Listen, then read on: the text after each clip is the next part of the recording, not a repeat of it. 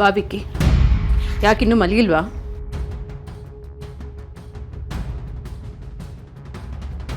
ನಂದೊಂದು ಪ್ರಶ್ನೆ ಇದೆ ಅಮ್ಮ, ಅದನ್ನು ಕೇಳಿಬಿಟ್ಟು ಆಮೇಲೆ ಮಲ್ಕೊಳ್ತೀನಿ.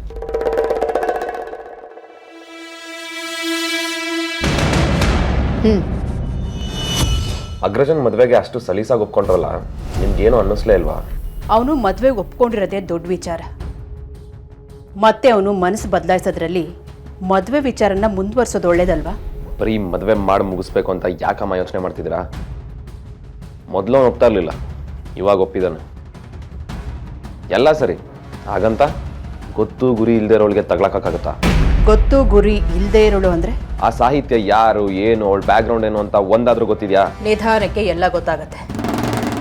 ಇದ್ರ ಬಗ್ಗೆ ನೀನು ಟೆನ್ಷನ್ ಮಾಡ್ಕೋಬೇಡ. ಆ ಹುಡುಗಿ ನೋಡಿದ್ರೆ ಒಳ್ಳೆಯವಳ ಥರನೇ ಕಾಣಿಸ್ತಾಳೆ. ನನಗೆ ಕಾನ್ಫಿಡೆನ್ಸ್ ಇದೆ.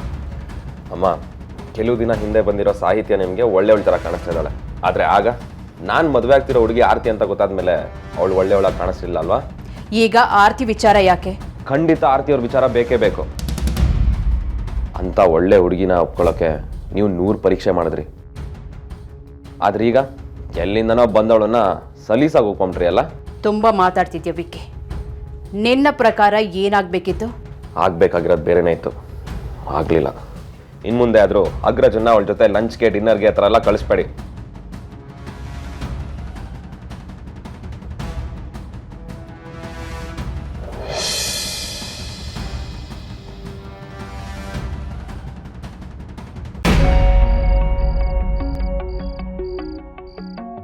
ಏ ಹಳೆ ಟೇಪ್ ರೆಕಾರ್ಡರು, ನೀನು ಬಾರೆ, ಇಬ್ರು ಸೇರಿ ಗುಡ್ಸಿದ್ರೆ ಬೇಗ ಆಗುತ್ತೆ.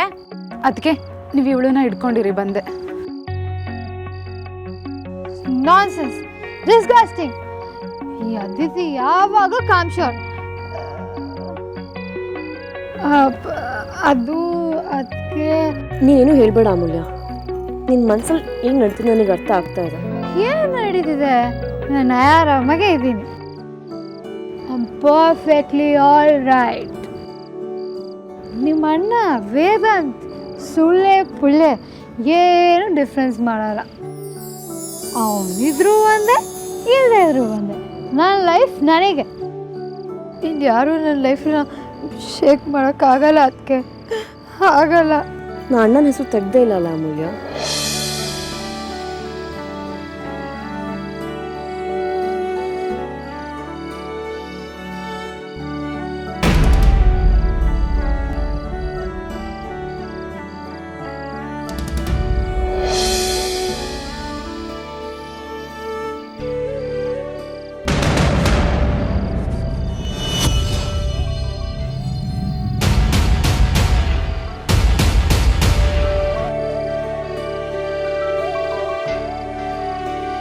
ನಿನ್ನ ಹತ್ರ ಇನ್ನೂ ಮುಚ್ಚಿಡೋಕ್ಕಾಗಲ್ಲ ಅಮೂಲ್ಯ. ನೀ ಅಣ್ಣನ ಫೋಟೋ ಸುಟ್ಟಾಕಿಲ್ಲ ಅಂತ ನಂಗೆ ಗೊತ್ತು.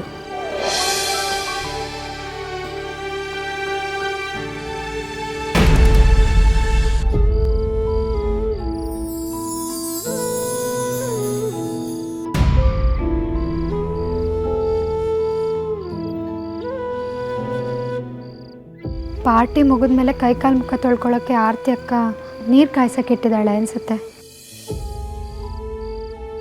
ನಿನ್ನ ಸುಟ್ಟಾಕ್ಲೇಬೇಕು, ಆಗಲೇ ನನಗೂ ನೆಮ್ಮದಿ ಅನಿಸೋದು. ಎಲ್ಲರೂ ಹೇಳಿದ ನಿಜ, ಆಗಲೇ ನನಗಿದ್ರಿಂದ ಮುಕ್ತಿ.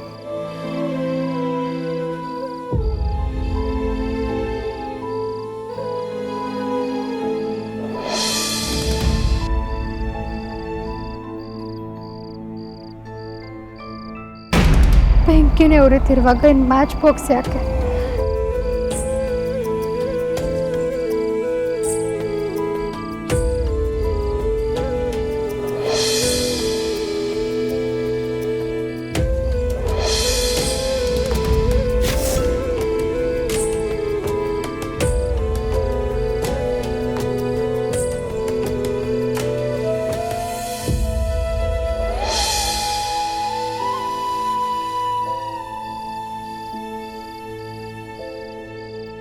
ನಾನು ನಿನ್ನ ಫೋಟೋ ಸುಟ್ಟಾಕ್ಬೋದು, ಆದರೆ ನಿನ್ನ ಬಗ್ಗೆ ಮನಸ್ಸಲ್ಲಿ ತುಂಬಿಕೊಂಡಿರೋ ಕನಸನ್ನು ಸುಟ್ಟಾಕೋಕ್ಕಾಗಲ್ಲ. ನೀನು ಅದನ್ನು ಪೂರ್ತಿಯಾಗಿ ಆವರಿಸ್ಕೊಂಡ್ಬಿಟ್ಟಿದ್ಯಾ. ನಿನ್ನ ನೆನಪು ಕೂಡ ಕುಡಿದಿರೋ ಹಾಗೆ ಸುಟ್ಟಾಕ್ಬೇಕು ಅಂದರೆ ನಾನು ನನ್ನನ್ನೇ ಸುಟ್ಕೊಳ್ಬೇಕಾಗತ್ತೆ.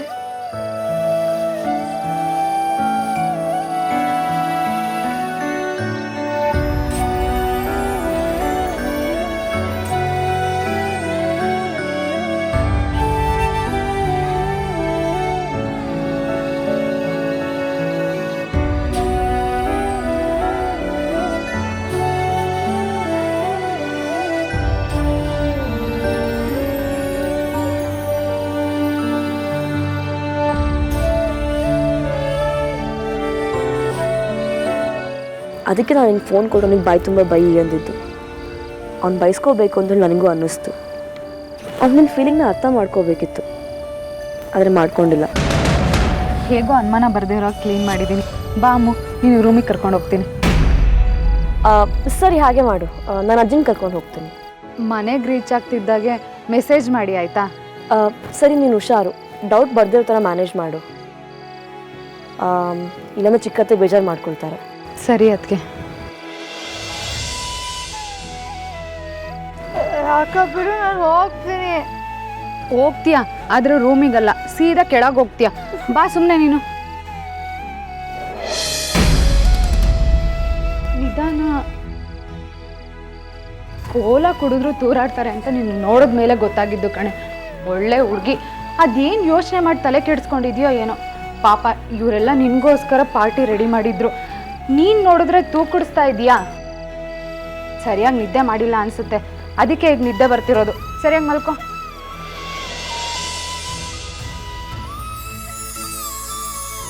ಎಲ್ಲರೂ ಹೋದ್ರು, ನಾವು 3 ಜನ ಮೇಲೋಗಿ ಕ್ಲೀನ್ ಮಾಡಿ ಬರ್ತೀವಿ. ಹಳೆ ಟೇಪ್ ರೆಕಾರ್ಡರ್ ಎಲ್ಲೂ ಹೋಗಿಲ್ಲ, ಇಲ್ಲೇ ಇದ್ದೀನಿ. ನನ್ನ ಫೋನ್ ಇಲ್ಲೇ ಇಟ್ಟಿರ್ತೀನಿ. ನಿಂಗೆ ಎಚ್ಚರ ಆದಮೇಲೆ ಮಿಸ್ ಕಾಲ್ ಕೊಡು, ಬರ್ತೀನಿ ಆಯಿತಾ?